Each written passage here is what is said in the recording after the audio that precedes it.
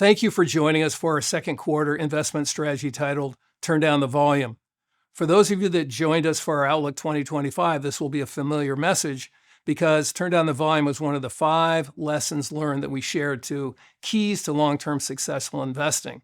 Now, when we say turn down the volume, what we're really referring to is removing the emotion, removing, at least identifying the signal from the noise as you go through your day and process the news of the day. And quite frankly, it's never been harder to separate the signal from the noise because we're in an environment where media is trying to get your attention by sensationalize everything, trying to get clicks. And quite frankly, if you're nervous, you're not alone. To that point, the next page shows an economic indicator called the Economic Policy Uncertainty Index. This is maintained by the Federal Reserve. It was created by the University of Chicago a number of years ago, and it's about half created based on news flow, kind of like a Google word search for what appears in the Wall Street Journal, New York Times, and so forth, popular media outlets. And then the other half is economic variability of estimates. In other words, the range of estimates for GDP and earnings and so forth. You'll note that things were pretty steady until COVID, which was the sort of 100-year flood as far as uncertainty and anxiety. And what's shocking is when you get to the far right, March of this year, we're back to COVID levels right now. Obviously, economically, things are far from COVID, but yet the anxiety that people are feeling are similar to COVID, if you can believe that data. And it's really alarming because the underlying economic data is largely unchanged. At the beginning of the year, we said that we expected the economic landscape to stay largely unchanged this year. And quite frankly, through one quarter, that's been the case. If you take a look at inflation, earnings growth, estimated GDP growth, unemployment rate, they're all, as you can see in the next page, largely unchanged. Yes, the direction of the estimate is down. As far as earnings growth has declined slightly, same with GDP forecast, but largely unchanged. So the market that shot up in the first couple of weeks of the year, 5%, wasn't based on economic data, it was based on expectations. And then the retreat from the 5% gain to a 5% loss in a matter of 3 weeks in March, same thing. There wasn't economic data behind it, was rather psychology. Now, what's been causing this anxiety? Tariffs and the uncertainty related to that. What tariffs would be enforced? How long would they be enforced? What's the magnitude of them? Clearly, tariffs are going to be inflationary to some degree. Clearly, in the short term, they're going to be an impediment to growth. The question is, how much?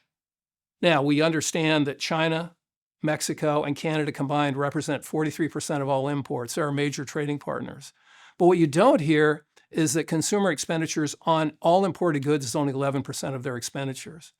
Goldman Sachs did an estimate, if there was a 10% tariff on all imported goods, it would increase CPI by 0.7%.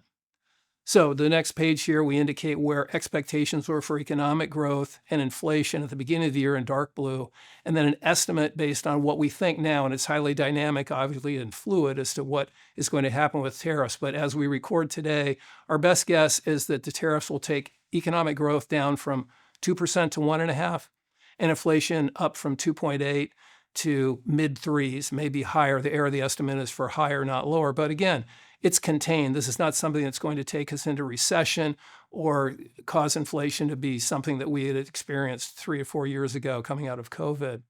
Now, in terms of portfolio behavior, when the market corrected 10% peak to trough, it was nice to have bonds in the portfolio. As you may recall, when interest rates went to essentially zero in 2020, we went to maximum underweight bonds, and we've been gradually adding back to bonds in recent years as interest rates have come up, because bonds are now finally acting like bonds because they have an attractive yield and provide some safety. This quarter, that was demonstrated again when the S&P traded off 10%. Bonds were actually up 2.2%. So again, pulling their weight in the portfolio. And this volatility that we've experienced, that's something normal. In the last couple of years, we've had very abnormally calm markets that have just been going up. That's what's unusual. The next page here tries to give some historic perspective to market volatility. The blue bars represent S&P return for each year, and the red diamond indicates how much peak to trough the market sold down at any point in time during that year. And what you'll note is on average, the market sells off 14% from peak to trough at some point during the year. The volatility, as we say on this page, That's the price of admission to equity markets. And the fact that we had a 10% sell off in the first quarter is something of a return to normal, not something that's a harbinger of a recession around the corner.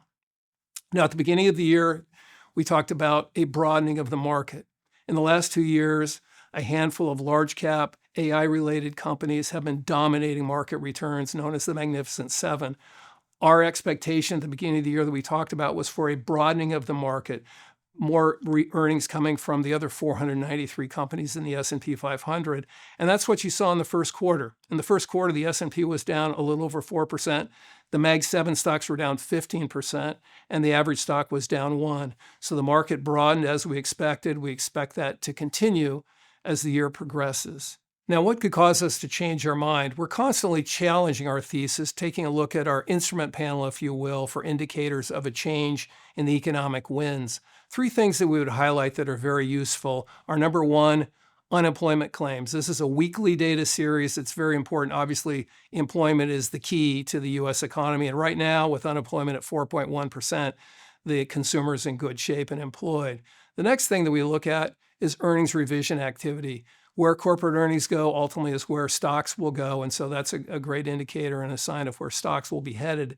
And finally, some measure of risk and risk premium. We call credit spreads is the industry term for this. And what it simply is the difference in yield between a risk-free asset, U.S. Treasuries, and a riskier asset, corporate bonds. On the right side, you see the spread between that. And anytime the yield required is 1.5% or more to buy a corporate bond over an equivalent maturity treasury, that would indicate a sign of anxiety and stress in the capital markets in terms of confidence for the economic path that we're on. As you can see, credit spreads are very low. The professional investors don't believe we're heading to recession, in other words. So to wrap up, try to separate the signal from the noise. Try to remove emotion. It's never been harder, we understand, but try to stay focused on the long term. Number 2, tariffs. Highly fluid environment. They're clearly going to increase inflation and decrease economic growth, but it's going to be fairly contained and not send us into recession. 3, with respect to asset allocation, a moderate allocation to bonds is very appropriate. We wouldn't add to bonds at this point in time, but we're glad that we have a neutral allocation. As far as the volatility that we're experiencing, it's really returned to normal. It's nothing abnormal and not a harbinger that we're heading into recession. And therefore, we're maintaining our current asset allocation, which is a neutral allocation to bonds, slight overweight to large cap U.S. stocks, and an underweight to small cap and underweight to international equities. Thank you so much for your time and attention. Be well, and we look forward to catching up with you in the summer. Cheers.